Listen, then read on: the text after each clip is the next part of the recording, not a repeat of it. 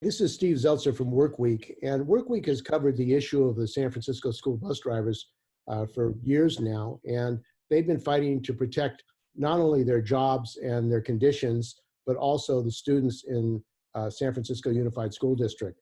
And this pandemic has had a devastating impact on the people of the United States, including education workers. And we're going to talk about the struggles that the school bus drivers, Smart Local 1741, are taking up around this issue, protecting their members, and also what it means for the future of transportation for education in San Francisco. So joining us is Sharon Chappill, and she is the president of Smart Local 1741. Also Angela Watson, who is the vice president of Smart Local 1741. And Leslie Salazar, who is a driver, and Jim Charas, who is a longtime activist in the local, as well as Shane Hoff, who is a longtime activist in the locals. Welcome all of you to WorkWeek. Thank you so much. So Sharon, why don't you talk about the issues? You're going to be having a rally this coming Thursday around protection of bus drivers and the attacks that you faced, the ongoing attacks that you face. So what is happening with the school bus drivers in San Francisco? Well, once again, thank you so much for having us all on to make the public aware of what the plight is for the San Francisco school bus drivers. And, you know, at the beginning of the school, as our new school year starts, all of the drivers in San Francisco Unified School District have been were given layoff notices effective August 31st. And some 260 workers were going to be affected by this sudden announcement. At the end of this month, it was supposed to activate the loss of our health insurance along with our jobs. So we immediately, of course, that sent the whole thing into a spiral. Number one, about 15% of our workers are seniors, over 60, who are over 65, and of course, families and our other brothers and sisters who are on the workforce, we're going to have to scramble to try to not have a lapse in their health coverage. So we put out a call to action and started campaigning that, number one, here we are a workforce who has been with the community, who has worked with San Francisco Unified School District for 50 years. And we have a good percentage of our drivers who have been with the school district for as bus drivers for 30 plus years. And actually, I don't know, I'm sure you do know him, Paul Stein, which is one who was a former general chair. He has 48 years in. And now, in the midst of a pandemic, which of course is affecting everyone worldwide, you want to now snatch our health care from us, let alone we're already on unemployment, which you know what that system is looking like right now. Most of us haven't even gotten paid. So here we are trying to figure out how to sustain our medical, and if we would have effectively have gotten the layoff, because now a new development has happened. The company has agreed to extend this out until September 30th. So, but still, if that would have happened, nobody can afford healthcare. We're not even getting paid. We're not even sure if everybody's going to keep their homes, let alone their health. So it just sent things into a spiral. The problem that, of course, we're having is, why isn't the school district paying first student for their workers? It doesn't make sense. Why aren't they covering the health care? We're already on layoffs, so we're not asking for wages. We're asking for us to secure our health care until we can get back to work, because we just don't know. Nobody, is so uncertain right now. So nobody has answers. And we find it insulting and immoral that here we are, the dedicated workforce that's been with you for this amount of years, been with the community, supported our children, did all of this. We're there, we're here. And now you want to take our health care. So we want to know where, what's going on with the school district, and no answers. We don't want to email. We want to have a conversation. Somebody needs to say something, and we definitely deserve our coverage. And we're listening to Sharon Chappill. She is the president of Smart Local 1741 and has been organizing in meetings and other areas to defend the workers. And also joining us, Angela Watson. You're the vice president. Angela, can you add to this about what is happening for your drivers? I know if you lose your health care, many of your members could even die without health care. So it's maybe a life and death question for your members. Absolutely, absolutely. Yes, I can add. So we're contracted with the district, but however, like to piggyback on what Sharon said, the only thing that we do have is our wages and benefits. We do not leave with a retirement. We do not leave with a pension. And to come in through this pandemic and for the district and the company, for us not to get to the bottom of the solution where money we know is being poured down into the pipeline of school districts. Where is it going? We do not know. But however, I'm here to try to help the position because the word is that if buses aren't moving, we don't get paid. So I have a solution to why buses aren't moving. The district, when we went out in March, other school districts were still using transportation, delivering supplies, food or whatever, kids need. So going forward now, I have a solution. Let's get the buses rolling. I am a parent. I have 4 children. 3 already graduated. I have 1 still in San Francisco Unified School District who has an IEP. And we are the beginning and the end of each student that we see in the morning. We enlighten their day. It's amazing the relationship we have with these kids that we have built over the years. And for the school district to not use us as disaster relief workers and let us get out there, we've been servicing the community. We should be delivering food to over 2,000 families in this district that we know partially are homeless. We had a situation with schools where a principal was helping homeless kids. And for them to not make it any kind of uncertainty to, these are officials we voted in. And to have so much immoral, like, I don't care. There is a solution. We can get buses moving. I have to go and pick up food at a school. I'm fortunate enough I have a car. But will I be able to keep paying the car note? I don't know. And so we can use transportation to help these families. That's one way to help what's going on. And to not keep our health insurance is beyond a slap in the face. We are dedicated. We have done everything we can do. We have reached out. We are begging the district, what can we do? We have a workforce. What can we do? And for these kids that have IEPs, I'm really, really, really concerned about them. Some of their criteria, I can use my son for example. If his day doesn't begin right, the whole day is messed up. And I know for a fact, if we show up at one of our students' home and they remember a school bus driver face, they will remember that forever, that they brought us some food. The families are going to these schools picking up food. They're not. And I would like to know the numbers if they are. I don't think they are. And that's my position on that. I feel if as long as we stay united and we keep fighting forward, something has to give. This is our community. This is not only our community, it's our livelihoods.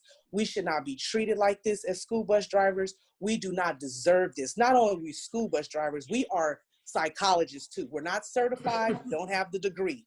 We deal with a lot of issues and they should be taken into consideration. We're listening to Angela Watson, who's vice president of the local, Smart 1741. And also joining us is Jim Charas, who is a longtime activist in the local. And one of the issues is that the Board of Education and the superintendent have actually outsourced some of your jobs to a Uber type operation called Zoom. Jim, can you talk about that? I mean, what does that mean for protection of the children in transportation, that they're now turning it over to Zoom drivers who do they have training to how to deal with children and disabled children, and what that means? No, not as far as I know. The company advertises that they screen and make sure the drivers have some type of child care experience, but if I don't know how accurate that is and whether they really check or screen them. Obviously, our drivers, I think the midpoint of the seniority list is roughly 10 years. So being a school bus driver, you start out in a big bus, or used to. You learn fast. You get a lot of child care experience if you haven't had already, and we have an extremely experienced workforce. The idea in San Francisco, I mean, do they have a financial interest in turning it over to a Zoom operator? I know to be a school bus driver requires years of training, Right. licenses. You have to be licensed every year. I mean, you can't just drive a school bus without any kind of training or education. Yet it seems like the school district, the superintendent, and the board are basically ready to turn over the kids to people who aren't trained properly on how to take care of kids. That's correct. Anyone with a Class C license drives for Zoom. The school district puts it out. They're using vans, and they kind of hint that they're using commercial drivers. No, it's just anyone with a Class C. If you see a Zoom car driving around, you'll see an Uber and a Lyft sticker on top, and a billboard and whatever else. We've discovered the list of the drivers through a public records request, and they're all Class C drivers with exception of 2. So minimal training, and not only minimal training, there's no legal restrictions, requirements. They can drive as many hours they want. They have higher alcohol limits. They can drink. They can, there's no restrictions on them. There's no oversight. A school bus driver's license and certificate is continually monitored by the Department of Justice, the DMV, the CHP. They have pull notices if any kind of minor issue comes up with even questionable moral turpitude. They will pull their certificate. We've had cases where, and I've defended them, where a driver's, I think, child shoplifted or something in a store, and they blame the parent. It was like a CD or something, and this went back. That's a little over the top, but Well, just to show you the level of scrutiny. Is this a union busting tactic or privatization? Yeah, it sure. Sounds like that's really what they're aiming to do. Maybe get rid of the bus drivers permanently. Is that the plan? Yeah, the Zoom drivers under they're not allowed to unionize under federal law or state of this matter. They're independent contractors. We have this AB5 going forward in the recent injunction against Uber and Lyft, which by extension should apply to companies like Zoom, although it's not specific. So yeah, they want to, these drivers cannot unionize until California puts a law in place that allows them to do that. Even if they make them employees, I don't think they'd be allowed to form unions. So it's the lowest wages when they're independent contractors. They're not guaranteed minimum wage. So yeah, of course, it seems pretty obvious that they're trying to bust the union, pay lower wages. And the fact that they split the contract up into 3 parts, which has never been done, that shows the same agenda, in my opinion. And we've been listening to Jim Charas, who is a member of the local, and also joining us is Leslie Salazar. Leslie, are you a driver as well, and what are your thoughts? Yes, I'm a driver. Frustrating. It's frustrating. A lot of people put a lot of years of service into this job, and like Sharon said, they leave with nothing. We don't get a pension. We don't even get a pen or a button. And then they just leave us in the dust like that. Like, we deserve better than how they're treating us now. Okay, and also joining us is Shane Hoff, who is as well a longtime activist and local. Welcome to WorkWeek, Shane. So what are your thoughts, Shane, and why are they trying to basically lay you all off? I mean, is the intent to get rid of the union, do you think, or just cost saving? What is the financial Well, a big thing is cost saving, but that's why they've got this ride sharing company that they've given 20 vehicles to replace us, you know, and they have no rights. That's why, you know, AB5 has been put in place. They can't, you know, they have none of the, they can't get unemployment. They can't get workers' compensation. You know, they're really an exploited workforce, and it's a shame that San Francisco Unified School District is using them and then treating us in this way.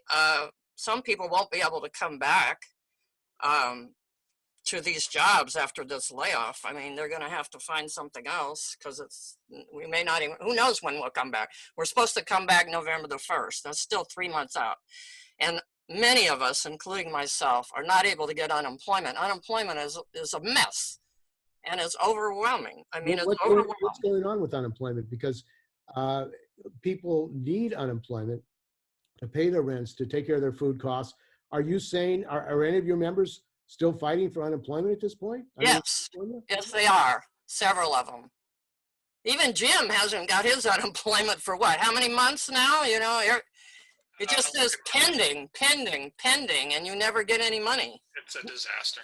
Well, I mean, Governor Newsom, who most of the unions supported, this has been an ongoing problem in California. Why aren't they solving this problem? Why aren't they making sure that the workers who are desperately in need of unemployment are getting it? It seems like an emergency situation for workers in California. It is an emergency situation, Steve. I mean, you can't be laid off without any unemployment and then be expected to go get some health care that's going to cost you, you know, quite a bit more than what, you know, your union has provided for you. It's a really desperate situation.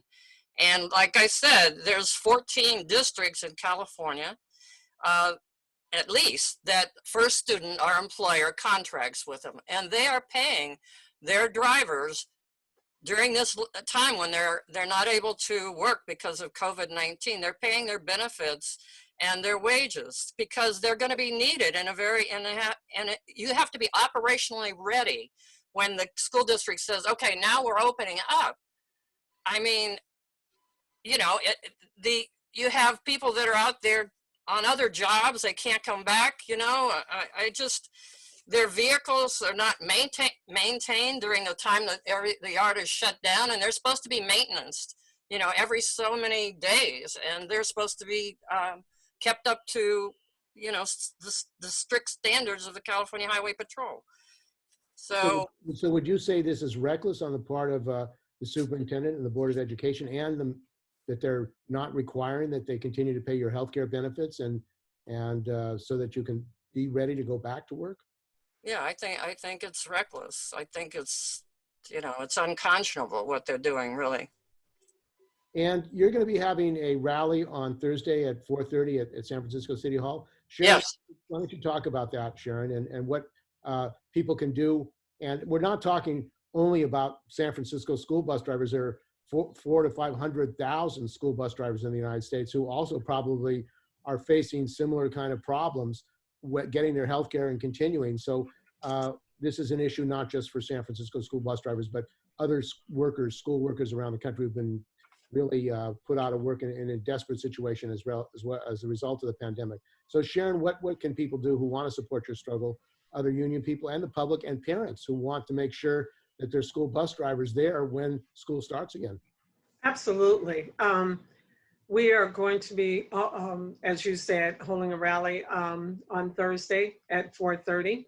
And please come with your children. Of course, we are going to be very respectful of people's, you know, space, healthcare. We're gonna make sure we're there with masks. So, you know, when you come, please prepare to have your mask on.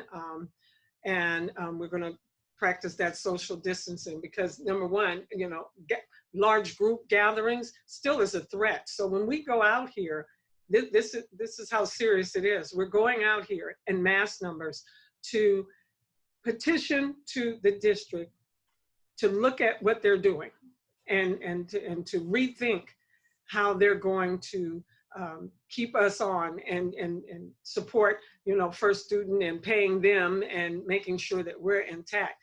Now we're all at risk again. So now they're jeopardizing our health all over again. The very thing we're out there fighting for, we got to go out there and put our lives back on the line because we're gathering. So, and they don't want that. But now you're forcing us for you to hear us and listen to us. Because see, standing in front of your meetings with a 2-minute warning and trying to rattle off an issue doesn't cut it anymore. We're now, this is a dire situation, and we need the support of everyone who is listening to this, who hears our cry, to come up, ask us questions, help us support, write to the mayor, write to the school board, let them know your concerns. We are the force. We're parents, grandparents, aunts, uncles, we're not just the school bus drivers. We are part of the city. 50 years, this is the same workforce. We are part of the city. We grew with it. And so now you want to take the very thing that's going to sustain, help us to get through this, because here we are. You reference, Steve, to the unemployment.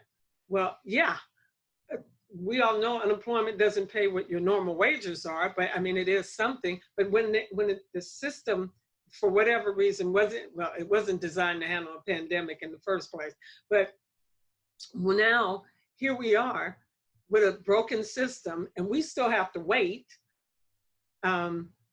Because I haven't been paid. We have several members that haven't been paid since March 13th. They haven't gotten any money. And now we're going into September. Yeah, so please come out to support us. We're gonna beat on pans and try to, get people to, get the people that can say yay or nay to hear us and listen to us.